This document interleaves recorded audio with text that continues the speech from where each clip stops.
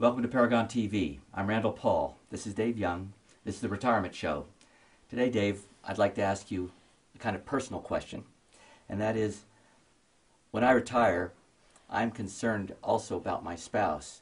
If I die and my spouse is left with the assets that are left and all the questions that I've been working on, how can that transition happen in a seamless way with you? Do you want me to bring my spouse into all the meetings? Should my spouse be involved in all the investment decisions? How would you counsel me in that regard? It really depends on your spouse and their interest. We have some couples where both couples are very involved in the process. We have other couples where the husband's very involved.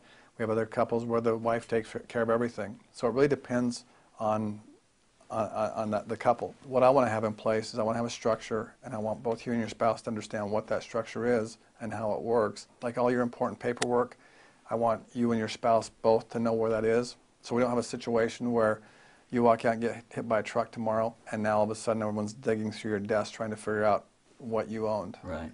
A lot of times people don't really think about that type of planning because they don't really plan on dying. and it's not even really about dying, because I've seen a lot of times with older clients is they have to go into an assisted living home or something. They're really no longer competent to make these kinds of decisions, and they didn't really plan to ever get to that point. And so while you are competent, while you are able to make good decisions, that's when all that should be put in place and set up. You and your wife should sit down and look out over the next 20 years and say, this is how our life's likely to unfold, but this is what the plan is. We're both on board. This is how we're working with the investment advisor. This is how we're working with the other advisors. Because you never know if something's going to happen to you or your spouse first. I've seen planning a lot of times where you plan that one spouse is going to go first because their health is really poor. The other spouse goes first. So you both have to be in line and in sync, but you don't both have to be intimately involved in all the detail. We're relying on you to manage our assets.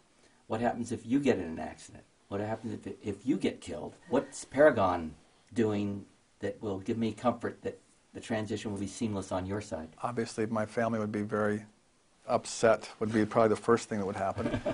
Once we got past that, we do have a structure in place to continue on if something happens with any of the key people at Paragon. And that structure is just everything that we do is model-based. We run quantitative models that drive our investment decisions, and that structure continues on whether I'm there or not.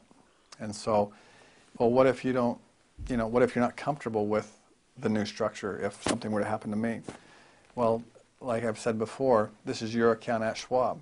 So on a daily basis, if you want, you can decide if you want us managing your money or not. That's true. And if you're not happy with, if you're not happy with the future, of what the company looked like after I was gone, you'd have the flexibility to hire another manager and have them manage your account at Schwab. We hope you stick around long.